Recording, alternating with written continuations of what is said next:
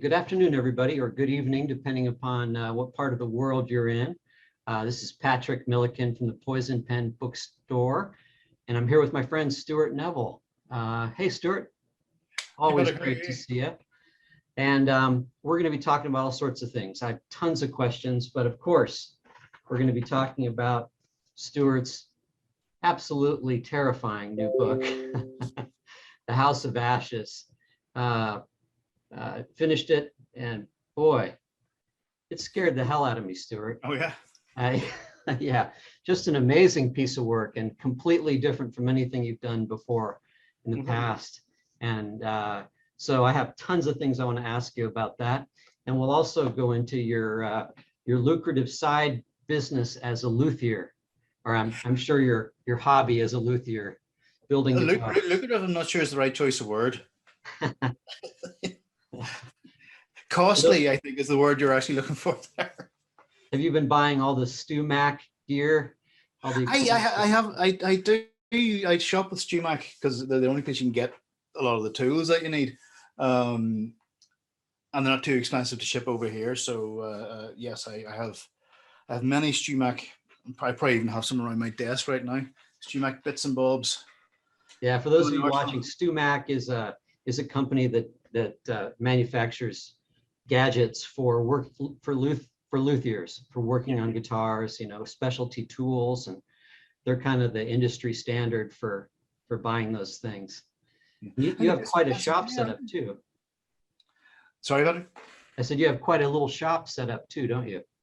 Yeah, I mean, it's actually just in the corner of my office. So if I move my camera, you can see I've actually got an awful lot of mess, and there's Oh a guitar wow. next sitting there, bits and bobs. Um, so I write and I fiddle at guitars in exactly the same room, which probably isn't the best idea ever. Not least of all because it generates quite a bit of dust. But yeah, it's I'm gearing up to setting up a proper workshop in my garage, but I need to clear all the rubbish out of it first. So yeah, that's my next step. I'm going to step up to a proper workshop and actually have a bandsaw and things like that, and then actually start cutting up lumps of wood and making them from scratch if I can. Now you've made a few guitars, and didn't you give Mark Billingham one recently? And Yes. Yeah.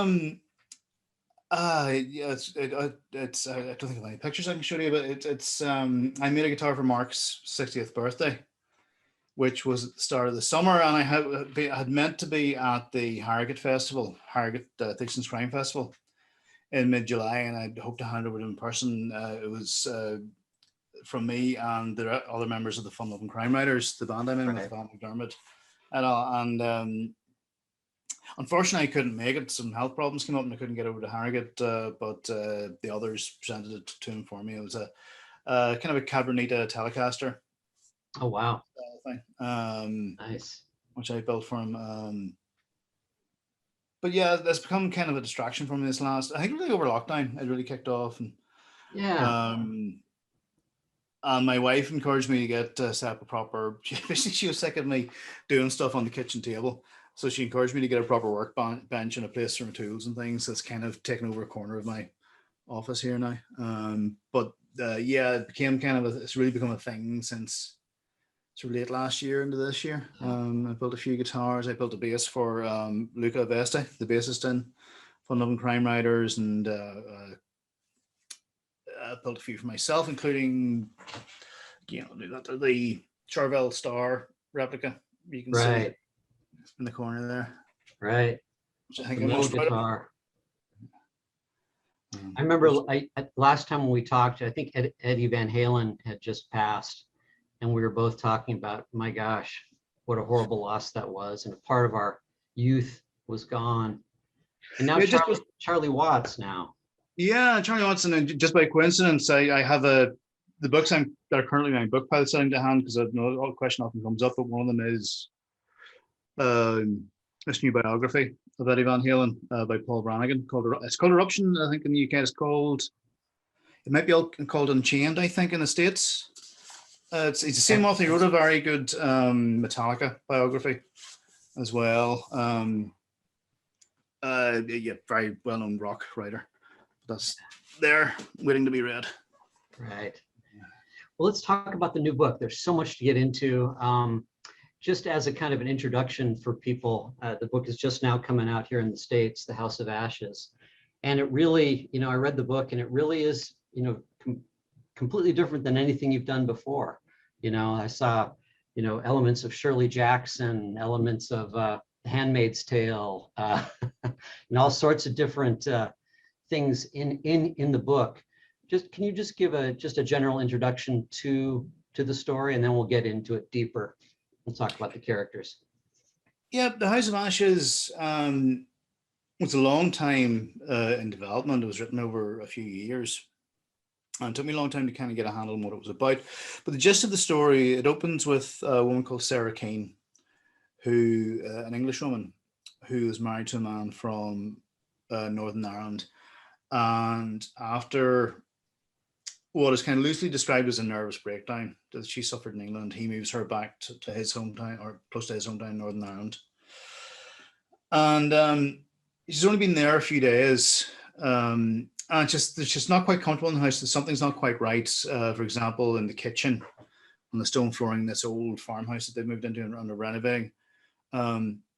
These red stains keep appearing on the floor. No matter how many times she cleans them away, the next morning they'll be back. Right. And she's in the house maybe 3 or 4 days. At 6 a.m. in the morning, there's a frantic knocking at the door. And she goes to the door, and there's an elderly lady there, disheveled and bloody and confused, screaming at her, "Why are you in my house? Why are you in my house? Get out of my house. Where are the children?"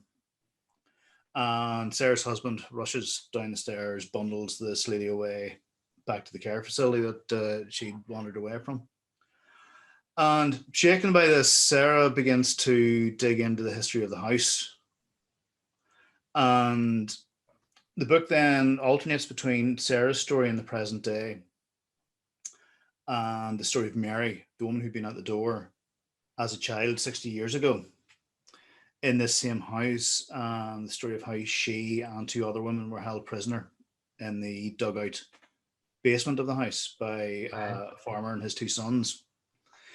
And it tells these 2 parallel stories. And as the story goes on, the modern day story goes on, we start to see that the relationship between Sarah and her husband is not a healthy one. That his moving her to Northern Ireland away from her friends and family is part of him furthering his isolation of her. And it becomes clear that this is also an abusive relationship.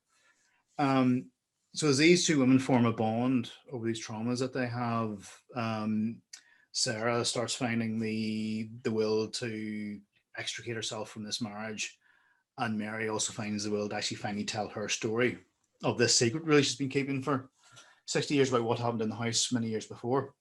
And it's funny you should mention Shirley Jackson, because I would say We've Always Lived in the Castle is a very direct influence on this book, in the sense of the house being at the center of the story and the house being a sort of a holder of secrets, and that the house itself has something kind of poisonous about it, if you'll pardon the pun. With the Shirley Jackson reference, but I always get the sense in We've Always Lived in the Castle, it's we know terrible things have happened, that the characters have done something and something's happened, but there's always a sense that's actually rooted in the house itself. Yes. There's something in the ground that the house is built on. It's in the brickwork, it's in the mortar, right, and the floorboards and the plaster. There's something inherently incorrect about the place, and I think that's the thing I try to get across in this book, and that's very much coming from the Shirley Jackson book, and this idea of a secret that's been harbored for many years. Now, as Mary tells her story, and as we gradually learn, we learn about this backstory that took place, over 60 years ago. The beginning opens with the fire, as you say, and then we go back in time 60 years, and gradually this story emerges. And also the story, which takes place, I believe it's in the late 50s, maybe early 60s time period, of course, is very important in Ireland and what's going on there during the Troubles. Can you talk a little bit, was the basic story built on any factual, or was it based on any true story, or was it completely out of your imagination? When I started trying to write this book, it was way back in possibly 2016, I think. And I initially was looking at something that had happened not far from where I live, actually, not very long ago, with the family annihilation. And I kept thinking there's a story there to be told, but the more I looked at and the more I realized how recently this had happened and how there are relatives and family members around that would have been directly affected by this tragedy, and I couldn't, in good conscience, base something directly on this terrible incident because I thought it would have been hurtful and insensitive of me to do that. But it was enough. There was enough of a seed there to kind of take it off in a different direction, that to remove it from that reality. And the idea that dual timeline came along fairly early on, but the original version of the book, the story that's set 60 years ago was always there. But when I first sent it out to my agent and to my UK publisher, sold in the UK on the basis it had an entirely different present day story. That was actually a continuation of the Strange Flanagan series, which was Those Left Behind and So Say the Fallen and those books. Right. And it was kind of centering her investigating this arson attack on the house. And I was never quite happy with it. I was never quite satisfied with it. It never seemed to really kind of bond with the story set in the past. And I didn't actually have to. I mean, the book was sold. I didn't have to change anything other than basic editing. But I was just never quite, I knew it just wasn't quite what I wanted it to be. So I basically ditched that half the book, and it was literally half the novel. Wow. And wrote an entirely new present day story that was more directly and closely intertwined with Mary's story from 60 years ago. And it's just one of those lessons learned that I really needed the story from 60 years ago to be in place before I could write the present day story, which is what I should have done at the start instead of trying to write them concurrently. And the end result, I hope, is something far more cohesive than what the original version was. And I may at some point dust off that story that was ditched and rejig it as maybe a standalone novella that acts as kind of a prequel to this book. Sometime, possibly, if I do another short story collection in the future, I might end up doing that. But yeah, it was a big undertaking, and I think I wrote the present day story, then rewrote that in about 6 or 7 weeks, I think. So fairly quickly, and but for me, it was worth the work and worth the time because I think the end result is stronger than what it would have been. Also, that the benefit also for readers then, if they haven't read the Flanagan books, that it is purely a standalone book now. Right. Well, it's funny because we're a little hamstrung.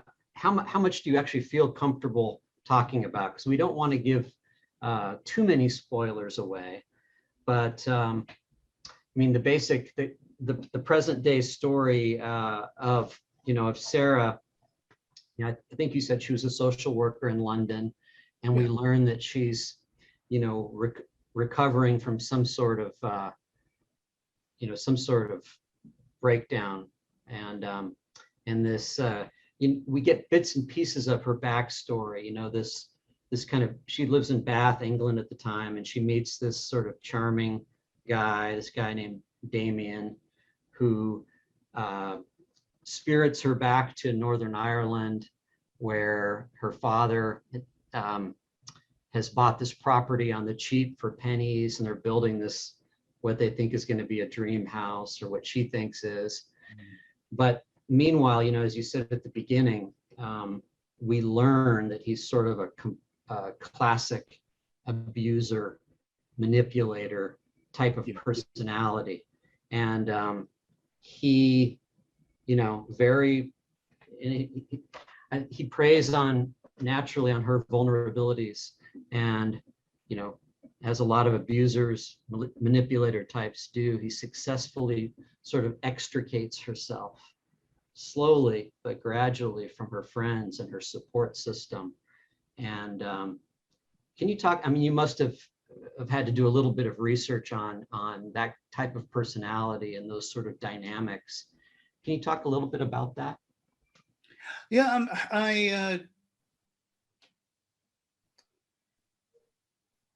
some of it was from talking to friends who'd been in situations, and actually talking to a couple of women writers. I'll not name because obviously it's a very personal issue for them, but through conversation, found out that they had been in those kinds of relationships, and they're able to tell me about the charm, the love bombing, the one person put it to me, this constant the constant shifting of balance beneath their feet, that the ground is always shifting beneath their feet. They're never sure where they stand. Right. And I tried to get that across of Sarah never being quite in balance in her own life and in herself, because Damien is constantly giving her that nudge away from herself, if that makes sense. Absolutely. And again, it's something that I have to use a bit of empathy with and kind of project with, but it's this idea of the abuser, as you said, preying on her because she's vulnerable, but him identifying the things, the facets of her personality that make her vulnerable and exploiting them. Right. And the way it plays out, and there's things that it's not a spoiler because it happens very early in the book. Like when Sarah finds out that this house actually does have a terrible history, she asks Damien about it, and he says, well, I told you about that. And she said, no, you didn't. So he goes, I did, yeah, I remember I told you. And that kind of gaslighting thing happens through where she's constantly missing information that her husband and his father know. I'm glad you said that. I was going to ask you about the whole gaslighting aspect to it. Yeah. Yeah. And that, again, that's from talking to people that have been in that situation, and that making her doubt herself constantly, right. Which, as I understand it, is a fairly consistent trait of that kind of relationship. I mean, the abusive relationship isn't a pretty physically abusive one, it's a mentally abusive one. It's about coercive control. And one of the key parts of that is gaslighting, this convincing the victim that they can't be sure of anything about themselves or surroundings or the situation or their own memory. And that constantly keeping them off balance. And that's, as you see, kind of that playing out through the book. And when Sarah is pushed to extremes within this, Damien turns that around on her and projects that as her mental health that's the issue, not his action. Right. And pushing her to this, it's that constant shifting of the blame back onto her. And it's a great admiration for those women who have been brave enough to actually talk about it, because I can only imagine it's a very difficult thing to open up about. And I'm very grateful to those women who did talk to me about it and share that experience, because I know it wasn't an easy thing to do. Mm-hmm. Yeah, and before too long, he takes control of the finances. Takes, you don't need to be bothered with that. I'll take care of that, and ultimately makes it so she's completely alone and absolutely dependent upon him. That's a classic technique, isn't it? Yeah. But it's that isolation in itself that then kind of brings her and Mary together then. Right. And that incident of Mary arriving at the door is what kind of shatters everything and forces Sarah to stand back and actually look at her own life and the relationship and so on, and start to actually try to make changes. Right. And the more she does, the more Damien fights back, and therein lies the story. You know? Right, right. And then I was interested just, from a writerly structural standpoint, the Sarah chapters are told in sort of a close third person. And then the Yeah. Mary chapters are absolutely in first person. Did that take, and then later on, we get some other characters' points of view sort of towards the last quarter, maybe third of the book. We get some other characters, but before that, the story advances in those two perspectives, alternating, I think, unless I'm mistaken. But, did that take some tweaking around before you got that balance right or that rhythm right? That's really what the rewriting the present day story was about, was getting the balance right. Because I think the core of the story, I mean, we're talking quite a bit about Sarah's story, but really the core of the story is Mary's sort of experience from 60 years before. And that was the part of the story that worked from the start. But also Mary's voice was a very conscious decision, was to write her with an accent, which I've never done before. Though all my stories are set in Northern Ireland, I've always kept the accent fairly neutral. I've not really used too many too many colloquialisms or local sayings or expressions, right, or vernacular. Whereas in this book, Mary does speak, and Mary's chapter she's speaking to. She's not writing it down. She's actually orally telling the story. And it's in her language, and there's Ulster Scots dialect threaded through it, which is a very specific dialect of this part of the world, and with different words like thran and cribbin and wishna and this kind of thing. And it's written in that tongue, and I hopefully have managed to strike a balance that's easy enough to read, that isn't confusing to read, but there is this quite a heavy accent in those chapters from her point of view, and it's also it's a child's point of view. It's a child's point of view, but told as an adult as well. But everything's very much through the prism of her existence. There are passages, and she has never, to Phil's sense, she has never left this farmhouse, right, where the story is set. She's 11, 12 years old for the bulk of the story, and the limits of her world are this house and the yard behind it, and she's aware of the existence of things like cars and other countries, but they're very much abstract notions for her. There's a point where she imagines standing on the beach and being able to see Africa and France and America from the beach, because she has no concept of the globe, the world as a globe of places being thousands of miles away, because her world is so small. Yeah, it's almost like Plato's cave in there. Yeah, I mean, it goes. I mean, it probably has similar roots and inspiration to Room, which is based on the Austrian case, which I also heard about. Just that similar kind of setup to that. But also then, because everything is filtered through her very, very limited view of the world, it's also told in her language as well, and how she sees things. Right. And the only thing she knows about the outside world are what the other women that are there tell her about. Well, speaking of, so how much how much can we really say about? Can we talk about the farmers themselves? How much do you feel comfortable talking about the backstory?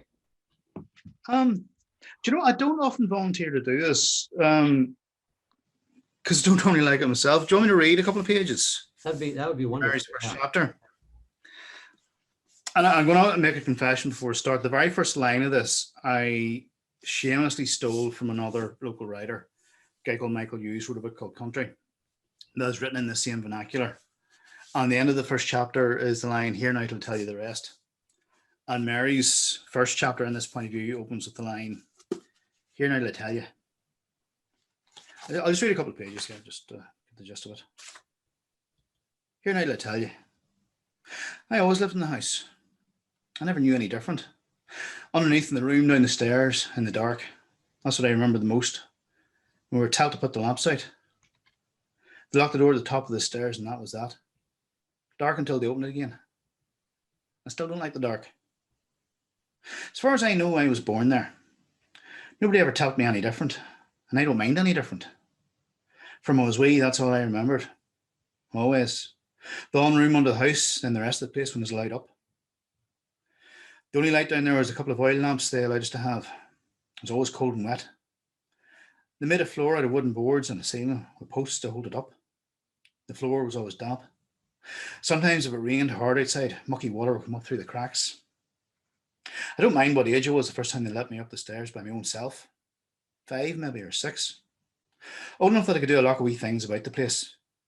Sweeping up the floors or dunging out the ashes from the fireplaces. Mummy Noreen told me what to do. Says she, when the daddies is around, you don't look at them. Just you get on with your work. Just you pretend you aren't there, and they'll not bother with you. Unless they do bother with you. Then you be polite and don't give them any cheek. So that's what I did. I just beat on with what I had to do. And if Daddy George or Daddy Aiden came in, I just put my head down and said nothing. And that wasn't hard to do either. I was wild to fear to them. They weren't still about giving beatings to them boys. Many times Mummy Nori and Mummy Joy would have a black eye or a sore back from a kicking. Daddy Tom was the worst of them. He was a crocodile skitter, so he was. He slapped you as soon as look at you. And them big hands of his, if he hit you, you knew you were hit. So that maybe gives a sense of Mary's voice and a little glimpse of her world. Right. As the story starts. That's right. That's really her first chapter. So no spoilers. Right. So we learn that these three, a father and essentially his 2 sons, Yeah. They're farmers on this sort of remote farmhouse in whereabouts exactly is it, and where you have it set in the book? You don't exactly place it, right? Yeah, it's set in close to a fictional village called Morganstown that first appeared in So Say the Fallen, I think. But that area is kind of around an area called Waringstown, Dollingstown. Kind of a bit northwest of where I live. It's kind of mixture of small towns and rural area, kind of cattle farming and orchards and market towns. Yeah,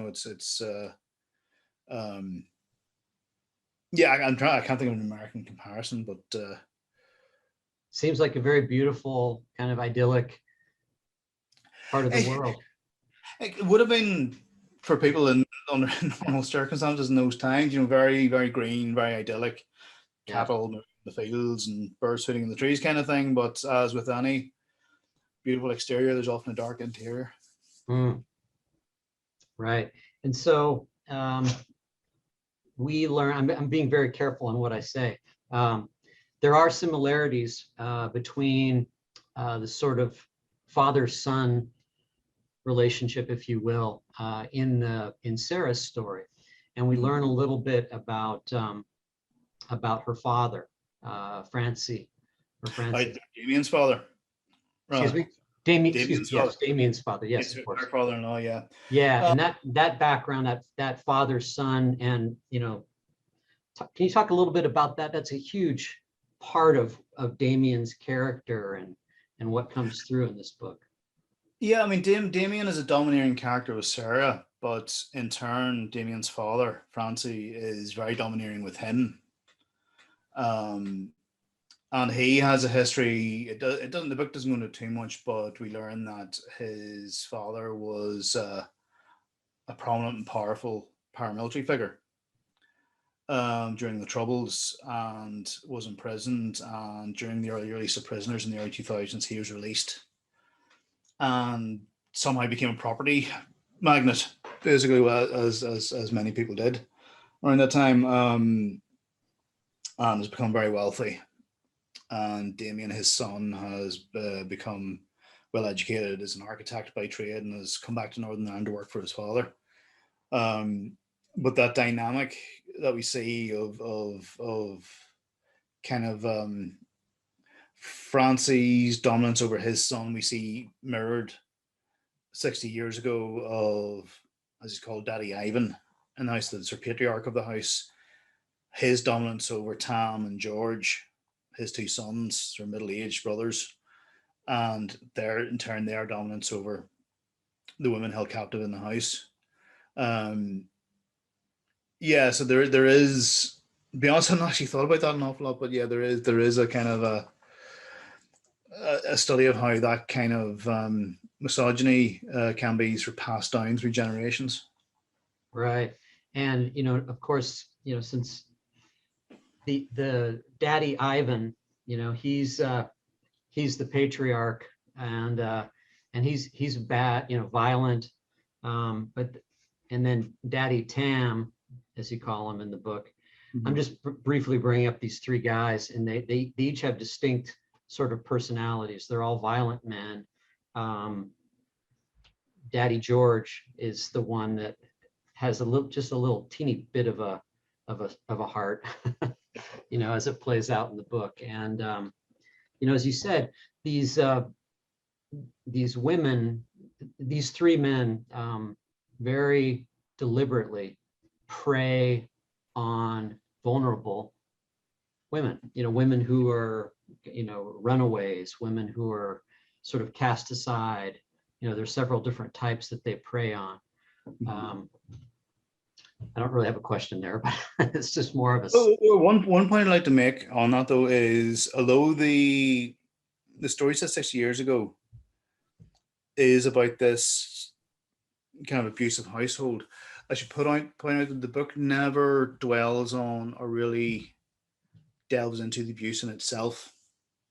That's one thing I was very careful not to do. I didn't want to be salacious about what the women in the house have suffered and continue to suffer. I didn't want that to be what the reader's eye would be focused on.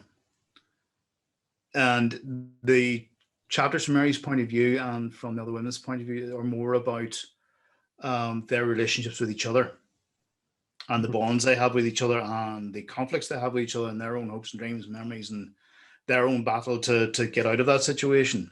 Right. It's very much following that rather than focusing on the sufferance of being there. If that makes sense. It's because it wasn't something. It's not something I mean, this book is unusual for me because something I've never really wanted to look at as a writer, and frankly as a reader, is sexual violence and specifically sexual violence against women. It's not something I really want to spend any time with. In this story, we know that is a reality and that it has happened, but it's never something that's sort of front of stage. It's always something that we know is in the background, and the story is more concerned about how these women are surviving and living as best they can in these circumstances, rather than what the terrible things that we know they have to be going through. Right. And then we learn gradually that there's been others in the past that have come and gone. And then, you drop in this character named Esther Mooney into the mix, who's one of these girls. And I believe, just gradually, like a lot of people, she's she's orphaned essentially when her parents die. And she's lured out to this house and she's dropped into the mix and she becomes kind of a sister to, I believe she's 10 years old at the time, roughly, Mary, and sort of a tutor to the ways of the outside world. Yeah, we meet Esther about a third of the way into the book. Now, Esther is she's from a wealthy family, or was a wealthy family. Her father was a linen trader, but he basically was bankrupt and committed suicide when she's 13 or 14. Her mother dies from cancer a couple of years later, basically leaving her an orphan, with no money, no protection from the state, and she's basically left to wander. And she's in this desperate situation and bumps into this kind and friendly man in a cafe who lives in this farm out in the country, and him and his brother and his father, and they can't manage the house at all. They can't boil an egg between them. Would she come and be their housekeeper? And this is how she's lured into this situation. But we learn then very quickly that Esther is made of pretty hard stuff when it comes to it. And she then is the catalyst for everything that happens after that. Her arrival basically breaks this this kind of shell that everybody's been living inside. Right. And particularly, yes, there's Mary's logic as a child is that the two older women are her mummies, so Esther must be her sister, and that's the basis that their relationship forms on. But again, I think that's the thrust for me of what the story set in the past is. It is about the relationships between these women, between Mary and the other women, and yes, the plot is driven by the desperation of the situation. But for me, what was more interesting to explore was how these women actually live together in these circumstances. How did you come up with Mummy Joy and Mummy Noreen? You know, they're both different kind of survivors. Yeah, I mean, they're both kind of extrapolations from the basic characters I work from. But Noreen, Mummy Noreen is she's the one that's stubborn and will survive no matter what. And she's the one that's really kept the others alive all this time. And because human beings are complicated things, Joy, the other woman in the house, hates her for it, but also loves her for it. You know, it's a complicated, complex dynamic they have between them, and this kind of almost love-hate thing between Joy and Noreen, where Joy has wanted to, in the past, take the easy way out, as it were, and Noreen is the one who stopped her. But Noreen has this kind of stubborn will to keep going, to outlast the men and survive this, whereas Joy is kind of more buffeted along by it. And then Mary is really what keeps Joy going as well, is because, as we learn fairly on, I don't think it's a spoiler, that Joy is Mary's natural mother, even though Mary's never told that. And it's that bond between Joy and Mary that gets explored as well. You know, how a mother can be with her daughter, even though she's not allowed to tell her she's her daughter, and so on. Yeah. So that for me, that part of the book is what I find interesting, is those dynamics between the women, and that is shaped by their characters, and the drive to keep going and not to be destroyed in this situation. Right. And then you have we haven't talked about, there's the character, the electrician named Antonio, and he seemed to be like an interesting character. And you talk a little bit about the Italian, what Italians coming to Northern Ireland and all of that. Talk a little bit about Antonio and his role in the book. Yeah. Or Tony. He's only called Antonio by his mother when she's angry at him. In the story. He's an electrician, a spark, who's working on the house. But he's kind of the one contact that Sarah has, the one man in her life who has any kind of decency about him.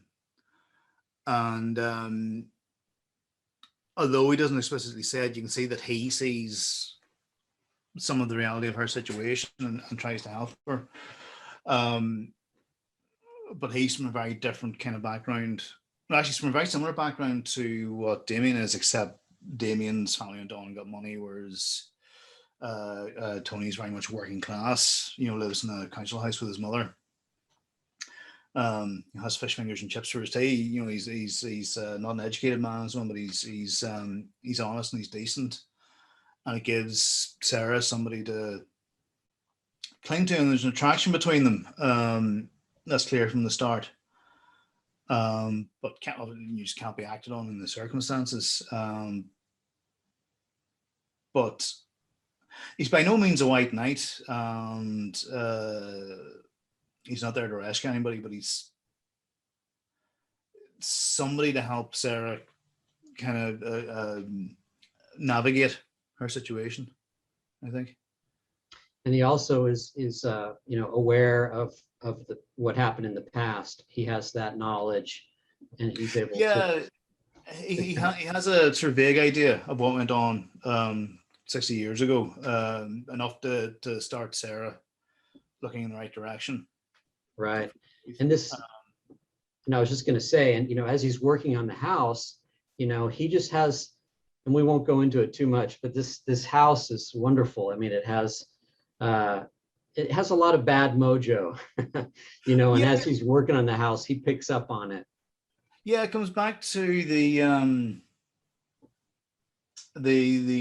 always live in the castle thing, the idea of the house itself having some malevolence about it, whether it's the house or whether it's the ground it's built on, whatever it is. And he senses it when he's there, and he talks about other workmen being on site and not being happy with the place either. Which is actually kind of based on there's an actual castle not far from where I live that was renovated into apartments probably about 15 years ago, I think now. And there were all sorts of stories coming from like the electricians and the plasterers who are working in the basement rooms and so on in this castle, of sudden changes of temperature and shadows shifting in the corners and this kind of thing. Right. Right. I'm not a superstitious person. I always take that with a pinch of salt, but yeah, some of that might have fed its way into this story as well. And I guess that's the point we haven't discussed. Really, this is also partly a ghost story. I was about to say it has a lot of the Gothic in it.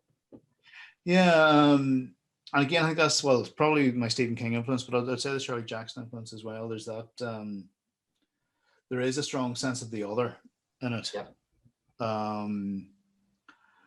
Of things that just aren't quite right. And it's a bit like Ghost of Belfast. And the Ghost of Belfast, I was very careful throughout that book to allow these manifestations that appear to Jerry Fagan in the Ghost of Belfast, allow the reader to make up their own mind whether those are psychological figments of their imagination or if they're actual spiritual, supernatural manifestations.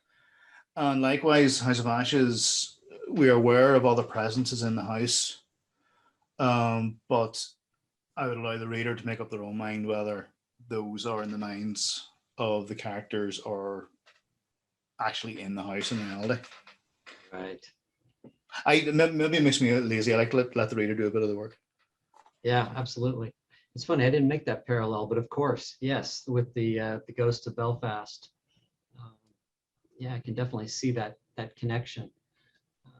I think it's fascinating too, this notion, we're just talking about it. I can't remember who it was with, but we were talking about the imprint, of the past. And you think about places where a lot of violence or tumultuous events have occurred in the past, and the imprint that it leaves. You go to Gettysburg, or you go to the French countryside and the trenches, or places like that. Here in Arizona, there are a number of towns. I'm thinking of there's a little town called Bisbee, a mining town where a bunch of violence has occurred, labor violence. And I always get kind of a weird sense there when I go. Yeah, I mean, again, and I'm not a superstitious person at all. Yet I've always been interested in this idea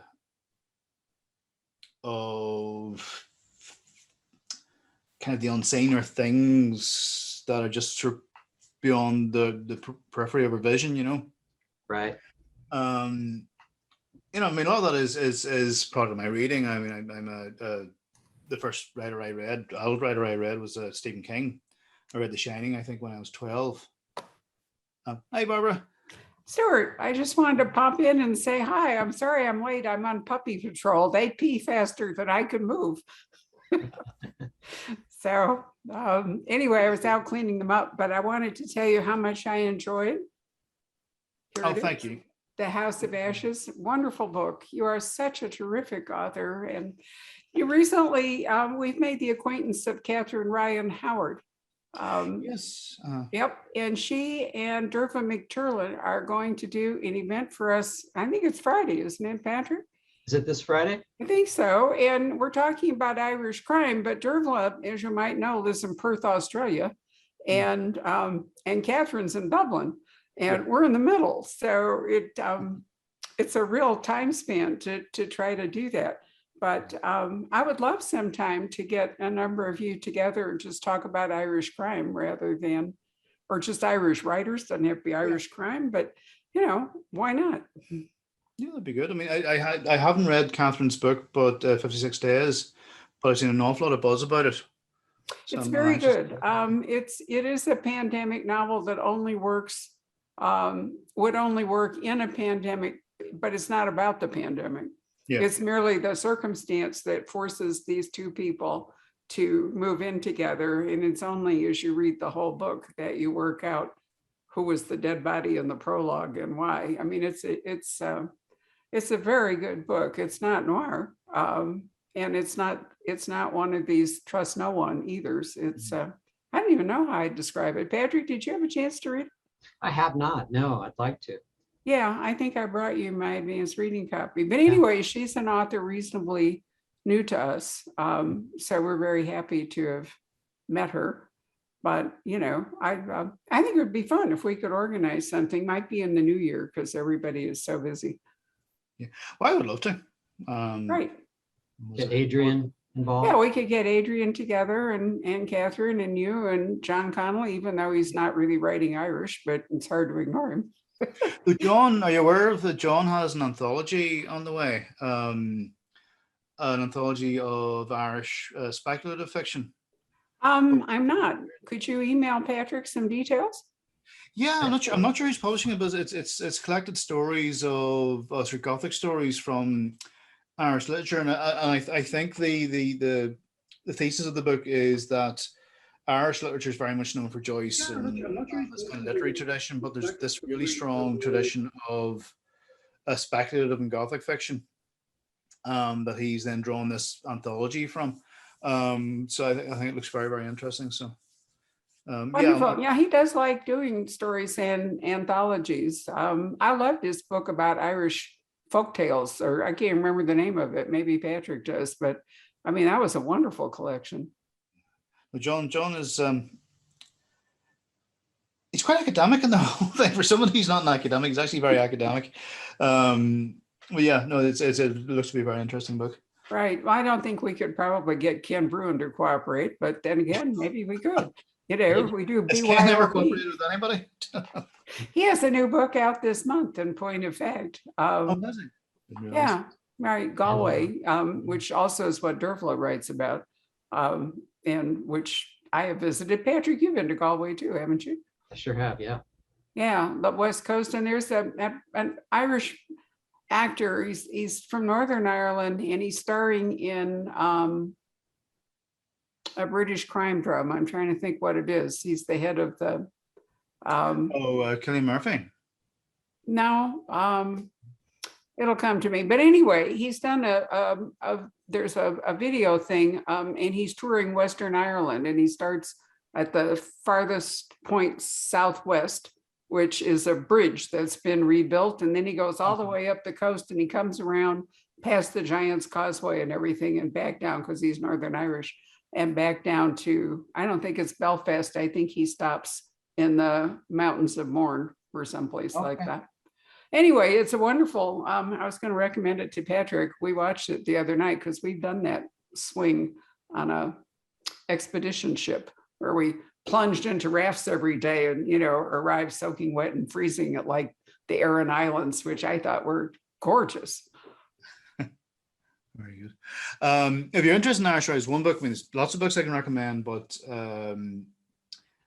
a couple, I don't know what their publication status is in the States, but The Last Crossing by Brian Mcgilliway recently just won the Theaksons Award.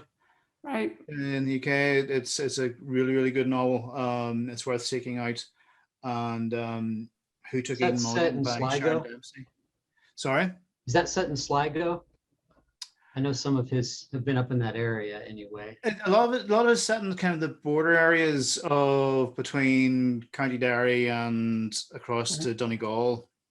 We import Brian's books, Stuart, because I don't think he has an American publisher at the moment, but we import his books from London. I think he's a wonderful writer. I still remember his first book. Do you remember it, Patrick? I do, yeah. Yeah, it was really excellent. I'm sorry that he hasn't really gained more of a US audience, but yeah, we should definitely. This include award him. might help. Yeah, that's Yeah, great. no, I think Yeah. you should. I think The Last Crossing is very, very. I think it's a terrific book, and yeah, it deserves to get a readership in America if it can. I think, Wonderful. and, Well, listen, I'll get out of the way. I just wanted to say hi, and how nice it is to see you. I hope that one day you'll be able to come back to Scottsdale in person. so do I. I've always loved visiting Scottsdale. I hope to get back soon. Okay, great. I'll let you guys finish up then and see if I can exit myself. I think this is me. Yep, there I go. Bye. Bye bye, Barbara. Wow. Well, is Owen Mcnamee still around? Is he still Yeah, around? I'm trying to think what he had a book. I think does he have a book on the way, I think, at the minute. I would need to, something tells me he has a book either recently out or about to come out. But yeah, Owen's still working away. Still, I for my money, the best writer out of all of us in the Irish crime scene. Mcnamee? Yeah, I think you just in terms of prose and plotting, I think he is I guess a writer's writer. I feel like he's one of those writers I read that I can I read it and I think I can't do that. There's an ability, a skill there beyond what I can do. I think he is the best of us. Yeah, I like his stuff a lot. Not very well known in this country. I think he wrote Resurrection Men. Resurrection, and I think it's And the book about Princess Diana too. yeah, I have a terrible memory for this kind of thing. It's either Awkward Blue or Blue Tango, Orchid Blue. He's a trilogy of books set in kind of 1950s Northern Ireland about miscarriages of justice that are very good, and he was Booker nominated, I think, for one of them. But yeah, well worth seeking out if you want, if you like Irish crime fiction. Just looking at some of the questions that are coming in here. Robert has one. He asks, he said, I read an ARC of The House of Ashes, and I also recently read The Last Thing to Burn by Will Dean, which also deals with the subject of women being held prisoners. His book is more explicit than his House of Ashes. I've been in a discussion of Dean's book, and many people do not want to read it because of the dark subject matter. What can you say to those readers who are reluctant to read a book like this? Well, like I said earlier, I can't speak for Will's book. Will's books, I remember seeing an early blurb for Will's book and thinking, oh God, he's written the same book as me. But it's actually a very different book. His book is about, I think she's Vietnamese, a woman who's trafficked, becomes the wife of a farmer. I use the wife in quotes there. I don't know the book. I'm going to have to look it up. Yeah, no, it did very well here. It was a very good book. The thing with the House of Ashes, like I said earlier, I'm not interested in dwelling on suffering. Yeah. In the book is more about the relationships between the characters. Whether that's the present day story where the relationship between Damien and Sarah changes and reaches a crisis point, the relationship between Sarah and Tony, the relationship between Damien and his father. Then in the story set 60 years ago, the relationship between not just the women, but also the relationship between the three men in the house as well, which is fractious. Yes. George is kind of bullied by Tam, and they're both bullied by their father. It's and I think the book is more about relationships between the characters than anything else. And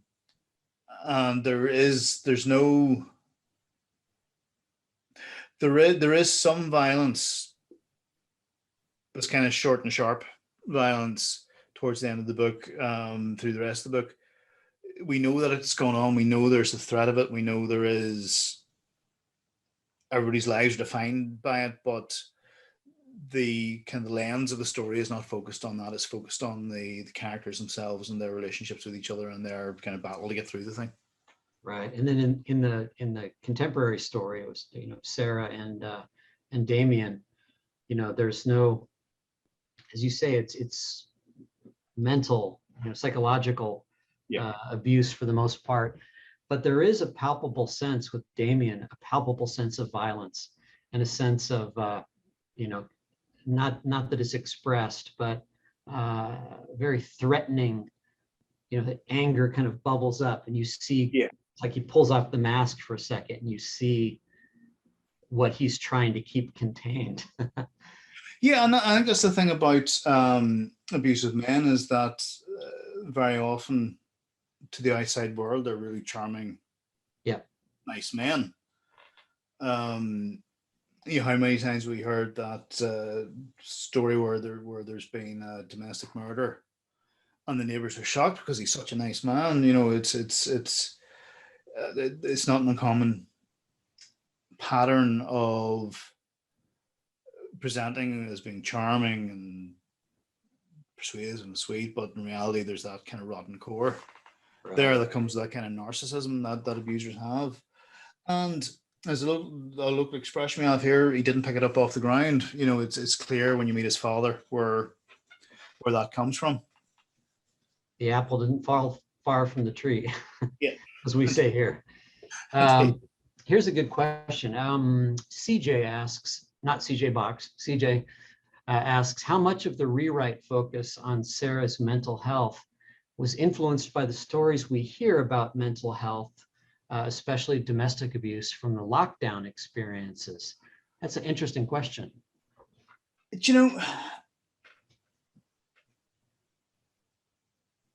I think there has, sometimes things influence the story, whether you're conscious of them or not. Both those stories, the stories from 60 years ago and the stories set in present day, are both very much pressure cooker kind of situations, also both very much about isolation.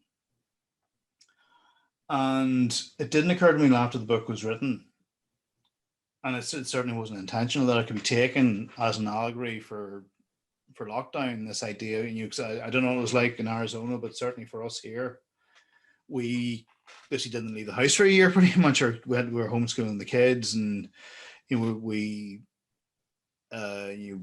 most shops were closed. We got our groceries pulled out to the trunk of the car at a collection point, that kind of thing. So there's very much, everybody had to kind of go into their family bubbles.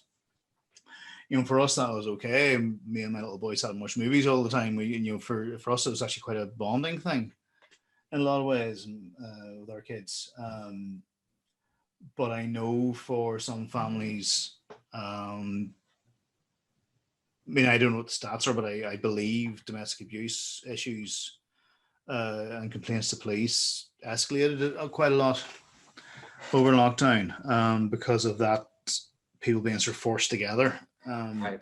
Whether or not that was actually healthy. And I think there were a lot of concerns particularly for children who were in vulnerable homes, who were being isolated in families that maybe weren't the best places for them, unfortunately. So whether I was conscious of it or not, because that part, the present day story was written, yes, during lockdown. And I guess that must have been influenced it, whether I was aware of it or not. Yeah. Yeah, it's funny. It was a pressure cooker kind of environment, and you add it to a situation that's already kind of volatile. You add one more stressor into the mix like that, and it could reach a tipping point. Well, we should probably wrap it up, but there are a few last things I'd like to ask you. You mentioned that originally, and this fascinates me, originally you had conceived of this book as a Serena Flanagan novel. And now that I think about it, I can see how that could have worked. But I'm so glad you went this way. This is a brilliant novel. Thank you. But I love Serena. Any chance of her coming back? I have no specific plans at the moment, but never say never. The book I'm writing now is a standalone as well, and probably the next will be a standalone, but I wouldn't rule out that she might come back at some point. As I say, there could be a novella to be had out of what was excised from this book. And And I think the issue with that being a Flanagan book was that it wasn't a Flanagan book, if that makes sense. It was very much Mary's story. Right. And Flanagan was there as kind of a secondary character to it, which part of the reason why I felt it didn't quite work. It wasn't quite doing her justice as a character. But yeah, there could well be something in the future. I wouldn't rule it out. Was the House of Ashes your original title? No, oh boy, we had some wrangling over the title. I initially, with the very, when I first started writing, it was called The Children of the Ashes. But it never, once the book was actually finished, particularly with the rewrite, it never didn't quite sit properly. And I went back and forth quite a lot with my publishers in the States and the UK and just trying to settle on something. And House of Ashes was eventually where we wound up, in that it's just crimey enough to be crimey, just spooky enough to be spooky. You know, it was just, we It thought that does we thought that was the double. sweet spot. It does double duty, triple duty as a title, Yes, which is what you want, right? yeah, indeed. Yeah. Indeed. Anything else going on? Any TV or film stuff happening at the moment? Not at the minute. Everything's, I think things are still in flux, because of the pandemic and so on. There's always somebody sniffing around the books in terms of film and TV. Nothing, I don't ever get excited about any of that stuff because I have no control over it. I'll happily accept a check when someone writes me one, but it's not something I'm sort of concerning myself over. I'm really focused on trying to get of the next book and trying to get it finished. It's proven difficult. It's been difficult over lockdown to write, to be honest, because we've been homeschooling and so on. And we had a couple of lockdowns. The last lockdown, my wife went back to work and I had the kids at home, so I was doing the homeschooling. And by the time I sat for a day trying to remember how to do maths and all these things that I thought were long, many years behind me, my brain really wasn't in the right place for writing by the time I was done with that. So that's kind of slowed everything down. And then he's okay, but our little boy had a bad accident at the start of the summer. So a lot of back and forth to hospital and surgery and so on with that. I was ill, and just everything is one of those. This year's been one of those years where everything has kind of got in the way of writing. So I'm getting stuck in now, and that's my focus now, is to get this bloody book written, get it done, get it away. Is there anything you can tell us about the book, or would you rather not? Well, yeah, it's this one's set in 1945. And it opens with a man coming back to Northern Ireland, to rural Northern Ireland from the war.